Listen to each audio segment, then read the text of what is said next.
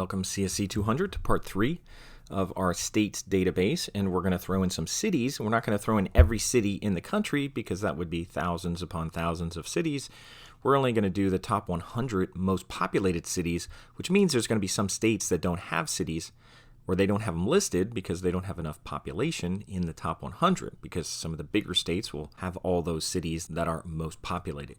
So what we're going to do here, this is our console, and if you're still working your console, that's fine. You can do the return thing and do the Control L if you want to kind of clear it out a little bit. And start at the top, and this was my console text, and I just want to make sure that I have it saved. Remember, if you see an asterisk, it's not saved, so always hit the save button. And then I'm going to go back here to my ex5 directory. That's where all your files are that you're going to be working with. And I'm going to open up the states working code, and I'll just copy some of this because this will help me like a little shortcut before I work with cities. So I'm going to copy this, and I'm going to go back, and then I'm going to open up cities working code. So I'll keep these separate, and I'm going to paste this here, and this one's going to be create table cities. So I'll change this, and these things are going to change.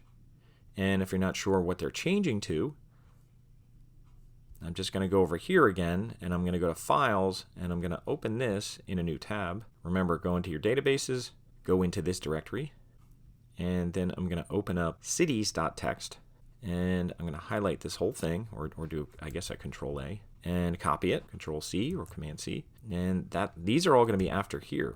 They're all going to be after the values, so I'll just paste it here, and those are all the cities, the top 100 populated cities, and what these have is they actually have a foreign key number in here because they have the city name, they have this number, which is the number of the order number of the states. So this original order ID thing is going to be in there. So all we're going to have is these three things. So we're going to have to get rid of some of this stuff here. I'm going to get rid of, or just move away from that right now. So we're going to insert into cities when we do our insert, but let's focus on creating the table first.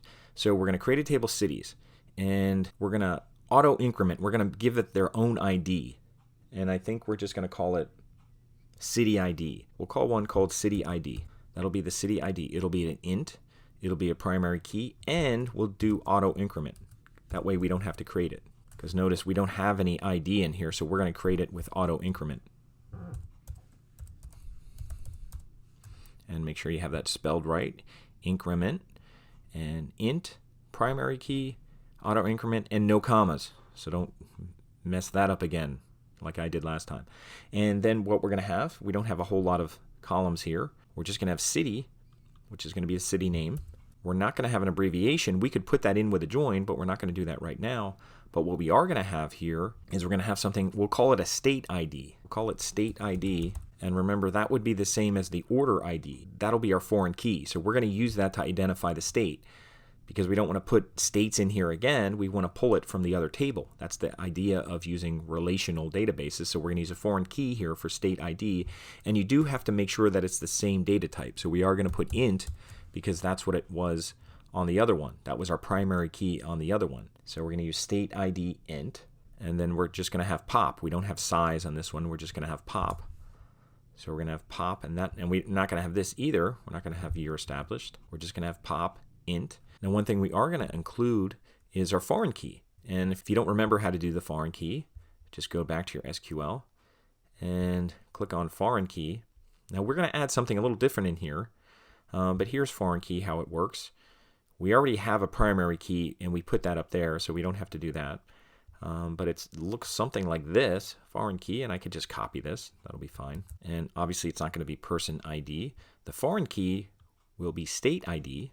And that's referencing what we have in this table, the table we're making. So that's referencing that. So we're just saying that state ID is going to be our foreign key. And it's referencing the states table. It's referencing the other table.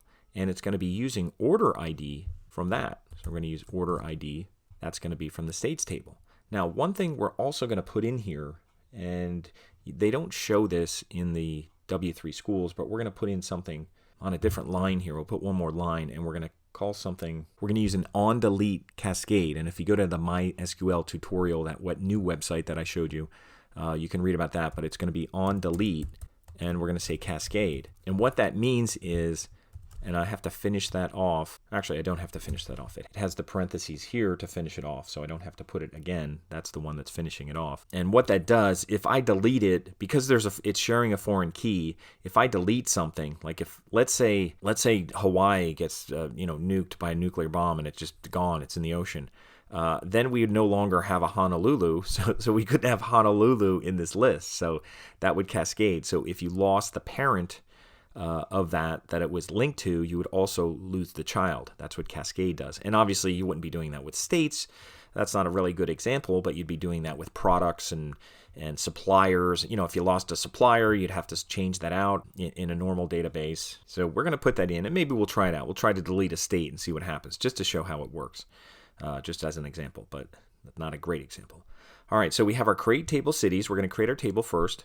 And we have city ID, int, primary key auto increment, city, state, ID, pop, and that's what we're using here. And notice we have city, we have state ID, and we have pop, and we don't need city ID because that's going to be auto incremented. So we're going to try that out and see what happens. And this is just creating the table, and then we're going to insert all these cities into it, and they should get auto incremented numbers. So I'll go here and say create table cities, and I'll just look at it, make sure everything looks okay, and I'll hit enter, and it says query okay, 0 rows affected, because there's no rows into it yet.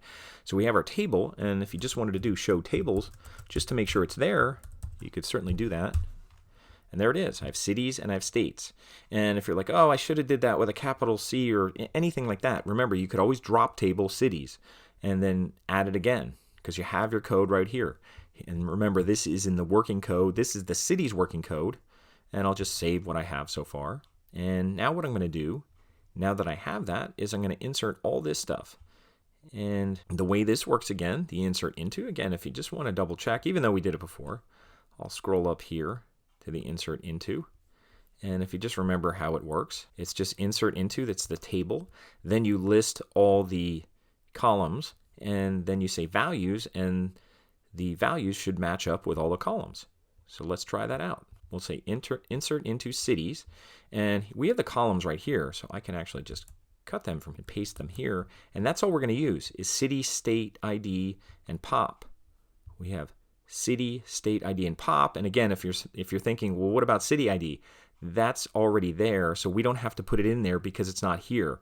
I wouldn't want to mismatch these. I only have 3 here, and I should have 3 here, so that's the way I want to set it up. I'll backspace this so it gets a little closer. And just like the other one, we have commas after all of these entries here. And we're using integers for the state IDs and integers for the population. And if I go down, I want to make sure that I have a semicolon after the last one. And by the way, these are in order, I think by state. Like I think they go Alabama and then whatever, and then California. I think they're in order by state. I think that's how they're set up so far. They're not by population, as you can see. So I'm going to use this to insert all my cities into my new cities table. So I'll copy all of this, and there's 100, and I'll copy that, and I'll go here, and I'll insert my cities. Let's see how that works. And it said there's 100, so that's what you want to see. You want to see that there's 100 in there, and if you want to see them, you can do select all from cities. And I'll just copy it from here. Not that you couldn't type that in your console. So I'll copy that and just see what our cities look like. And there's all our cities. And you can certainly run some queries and see the most populated cities. What would be nice is to see what states they come from. So we're going to do a join to see what states they come from. But if we wanted to see most populated, you could certainly run a quick query of that. I'm going to go back here and save this, what I have so far. And to see the most populated, I'll just go after here and I'll say select all, and I could just put, we don't have a whole lot of things here. I'll say select all from cities, and I should have used the one up there. And I should just be able to put order by pop, because that's what we're using for population. I think we're using population. We're not using size. Yep, we're using pop. So we're using pop here. So we're going to say order by pop, and you could limit it, and you can also use descending. So I'll say order by pop, and you can do them in order from them. Maybe I just want to limit it to 10 for now, or 20. So I'll say descending, and I always put the limit at the end. I'll say limit 20 right now to see the top 20 most populated cities in the US by population. So we want to see what they are.